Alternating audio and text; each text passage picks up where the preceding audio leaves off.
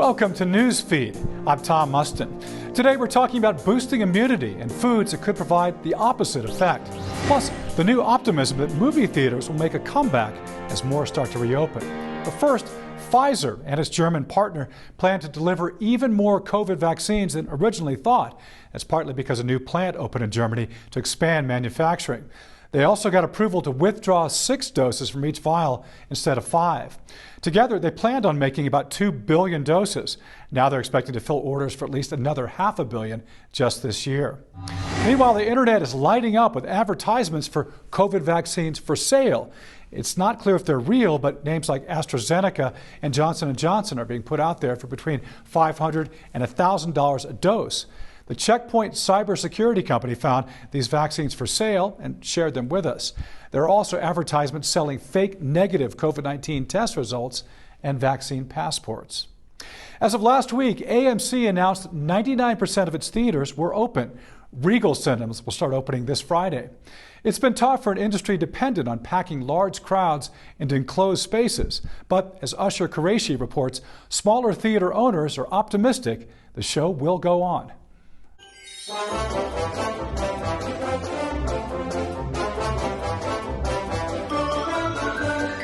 In the past few weeks, theaters have been allowed to reopen in big markets like New York, Los Angeles, and Chicago for the first time since the start of the pandemic. It's probably the toughest year we've ever had. I mean, the Pickwick has been open for almost 100 years. Dino Vlahakis owns the iconic Art Deco Pickwick Theater in downtown Park Ridge, Illinois. The classic movie house has been a mainstay here for generations, but closed on March 16th of last year. Movie theaters have had absolutely no income. The movie theater is worldwide a $48 billion business. And after March 16th, it went down to zero. It has been a tough year.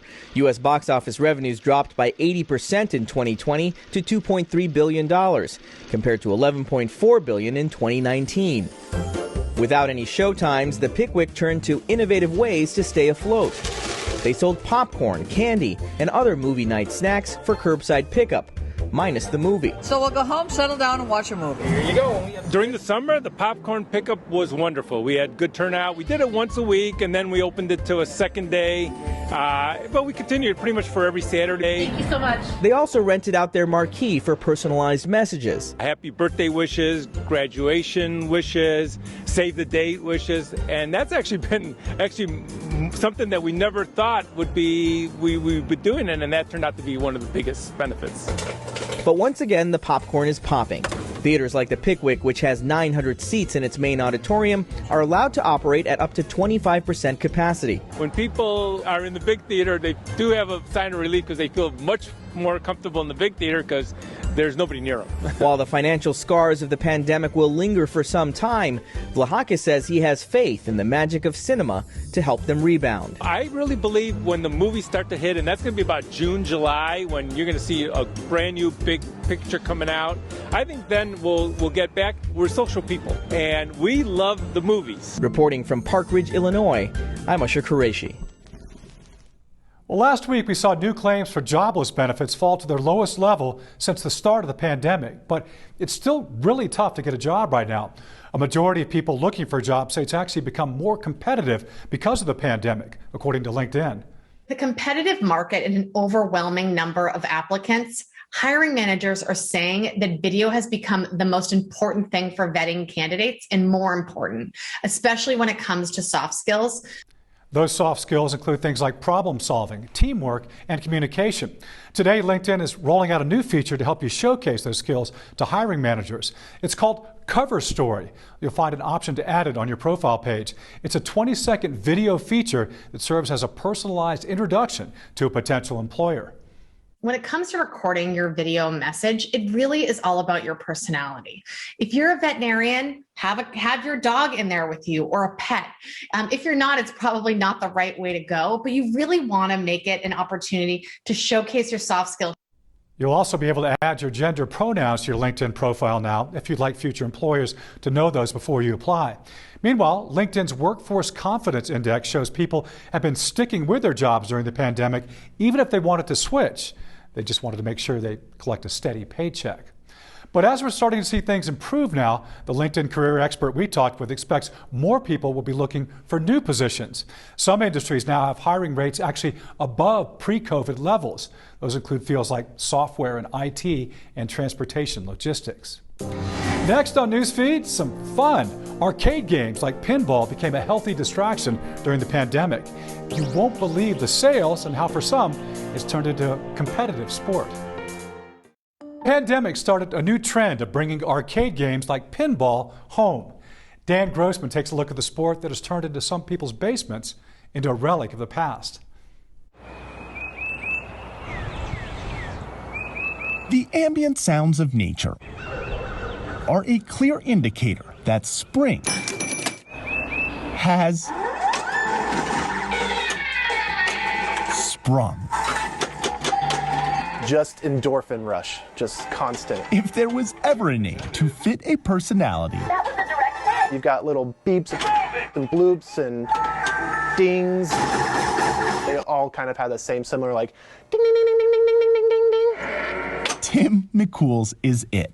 Oh, look at that. I got chills just thinking about it. At 32, he has this passionate love. My mom, she is the one that really got me into it. Yeah, mostly I'm watching him because he's way better than I am. That only a mother could give. It is a great, wonderful, fun thing. And it was nice having machines at home during the pandemic. During the pandemic, pinball has exploded in popularity. Stern, the world's largest pinball manufacturer based in Chicago, reported sales during quarantine 5 times as high as ever before, with record backlogs to make more machines. Another U.S. company, Jersey Jack, reported selling out of its newest machine in 2 hours back in October. The at-home buying has helped offset any dip in popularity, as these were the places that have allowed the sport to thrive. It's really gone up another level. Dan O'Connor is part of a pinball league in North Carolina, and today is its first day back together. We had a at-home tournament even, and I actually got 3rd place in that. Previously, he was getting beaten by 14-year-olds the likes of Eve Caudill, who picked up the sport after her dad bought a machine for their basement. I was pretty proud of that. Don't want your high score to look ridiculous. Tim's been here long before the COVID spike. A lot of people who probably didn't think about considering buying a machine beforehand, they were like, I need pinball. It's not hard to see why it saw a boost in a time where most things were flipped on their heads. I'm Dan Grossman, reporting. Ahead, a crisis still unfolding in Texas related to extreme winter weather, but you can't tell just by driving through a neighborhood. Plus, this. The death of George Floyd over the summer impacted so many, but has the passion for social justice faded in some communities? We'll take you to a town where they say they are having conversations they did not have before, and we will take a look at the impact those conversations are having.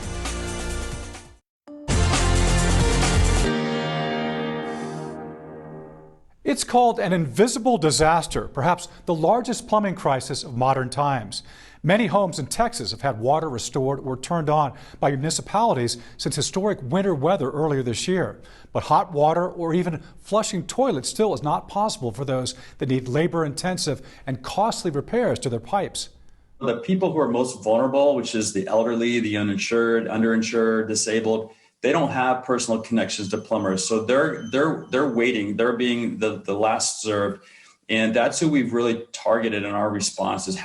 Water Mission is a Christian engineering nonprofit. Their crews have been on the ground in areas like Austin, repairing pipes and sometimes replacing the entire home's plumbing. Through partners like Plumbers Without Borders and American Standard brand, they put out calls for help. Licensed plumbers from all across the country showed up. There's a story, there was a woman named Lynn, she's a single mother with 3 kids, and they came in and they just decided to repipe her whole house, and she couldn't afford any of it. All these repairs are absolutely free, and they unclogged her drains. They went far enough to even install new fixtures, and then they gave her money, their own money, to buy a new bed because her bed was damaged. And you're dealing with an area of the country that doesn't really deal with frozen pipes for the most part because of the unusual weather. So you even got folks not that accustomed to having to rip into walls, but you're talking about opening up walls. You're talking about pinpointing, leak problems. And obviously you're talking about days of efforts on a given house. Water Mission's efforts in Texas are entering a new phase now. They no longer need volunteer plumbers, but they are working with local plumbers to provide money and supplies to continue repairs for the most vulnerable. You can find out more about their efforts at watermission.org. Many Americans started having difficult conversations after the death of George Floyd. As Chris Stewart shows us, communities can be successful when they come together. Communities like Edina, Minnesota, a suburb of Minneapolis. Step into Nicole Jennings' book club today. Here to know I don't think this is true. You'll hear conversations she wasn't having with her neighbors a year ago. When you know more, you can do more. This book club was born in the months after the death of George Floyd.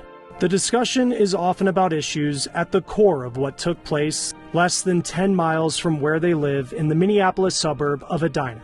The fact that I'm a person of color. So for me to talk about life is not difficult, but for someone else to talk about my life and my experiences and to understand them from my point of view, it takes a lot. Literally, the world was watching. It takes someone who would want to listen and want to learn and not feel as though anyone's pointing fingers, but my reality is my reality. For 8 years, she's lived in this neighborhood that is mostly white. Unless you get out of your bubble, out of your comfort zone, you'll never recognize what you're impacting and what's also impacting you.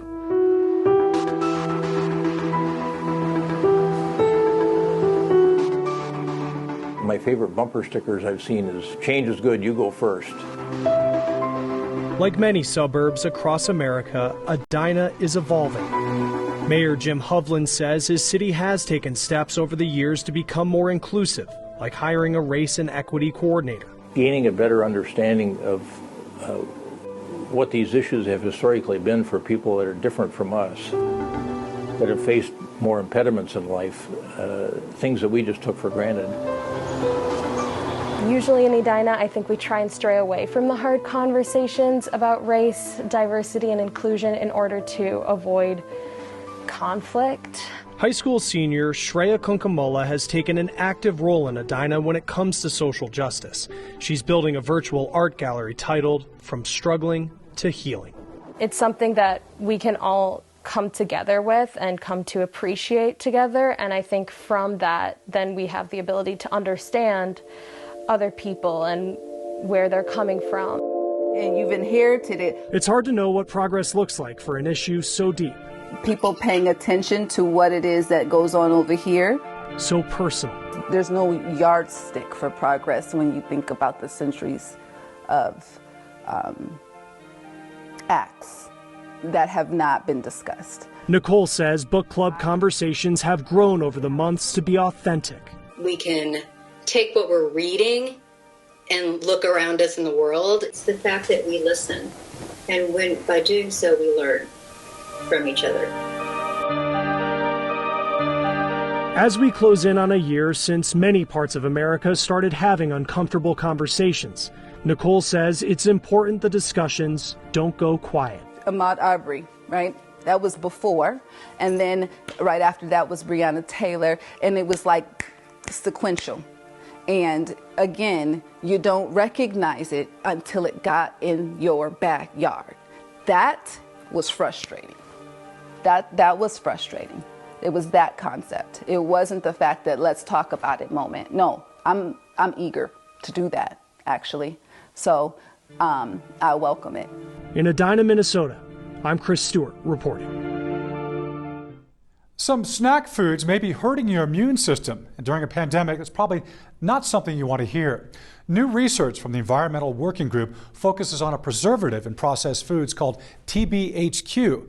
Many popular items contain it. The group says this shines a spotlight on a larger issue of how preservatives in our food are regulated. For decades, FDA has either let the chemical companies and the food companies decide whether these chemicals are safe to eat, or they've relied on outdated science and outdated reviews that don't reflect the most recent science. The FDA approved TBHQ for use back in 1977, but a lot has changed since then. The study from EWG shows the preservative impacts immune cell proteins, which can lead to a number of adverse effects. That may be playing a role in the rise in food allergies or making people more susceptible to getting the flu or making the flu vaccine less effective. Now, more research is needed to see how much of TBHQ it takes to cause noticeable impacts. In the meantime, the EWG is calling on federal regulators to look more closely at the chemicals the companies put into our foods. So we know there are chemicals like TBHQ, BHA, BHT, potassium bromate, some of the dyes. We have reason to believe that there may be health risks. So let's start there. The EWG says consumers can also play a big role by reaching out to local regulators or food companies. Ultimately, it is the consumers and the public buying these products, and they have the ultimate say. And so when people start raising their voice, we actually do see change quite often happen in the marketplace. For now, the EWG suggests avoiding TBHQ as much as possible. You can find products that contain the preservative at ewg.org. We go to work every single day looking to tell overlooked stories in American history. There's only a small number of the historical sites in America related to historic contributions from women or communities of color. Next on Newsfeed, we're looking at the effort to change this. What history is worth telling? That's a complicated question here in the U.S., where some history is overlooked and can paint an incomplete picture. But as Maya Rodriguez tells us, there's now a concerted effort to better reflect our country's diverse history. Actor, singer, activist. Paul Robeson was a man who wore many hats. He was really a Renaissance man. From the 1920s through the 1960s, his career on stage and screen and his social justice advocacy took him all over the world. Because he was the quintessential father of the civil rights movement. And eventually to his return to the family home in his later years in West Philadelphia. Now the Paul Robeson House and Museum. Basically grew up with him being my Uncle Paul. Vernoka Michael lived across the street and just retired as the museum's director. Well, this house has meant a lot to this community simply because it sends out a message. A message about history, specifically Black history. A lot of our history and a lot of our story was not written down.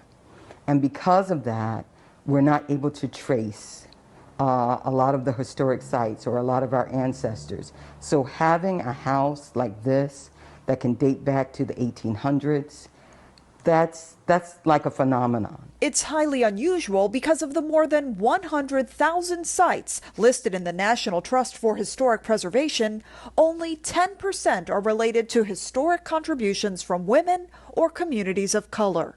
The number of African American historic sites is a mere 2%. We go to work every single day looking to tell overlooked stories in American history. Brent Leggs leads the African American Cultural Heritage Action Fund, part of the National Trust. They've set aside $25 million to preserve 150 sites related to historic Black contributions. One of those is the Paul Robeson House. We have real strong economic arguments to make because preservation is good business for cities and in particular for rural communities. So preservation has significant economic value. It's a placemaking strategy.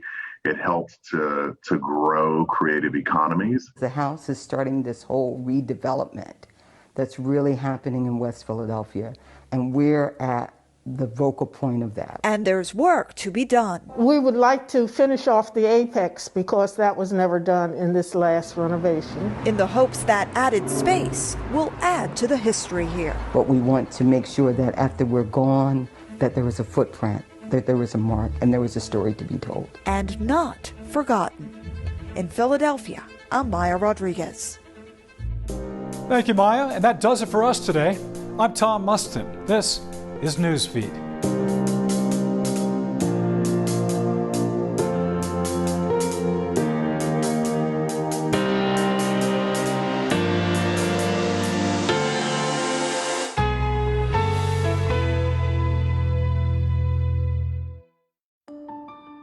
From the Seven Hills to the bluegrass, the riverbanks to the suburbs.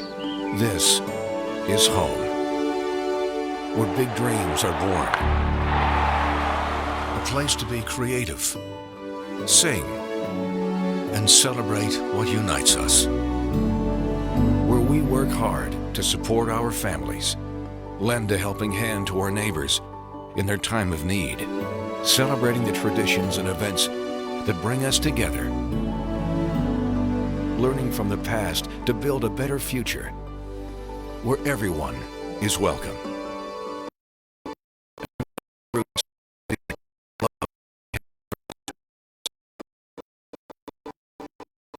Because this is our home too. Owned by the same Cincinnati company for more than 70 years. And what matters to you matters to us.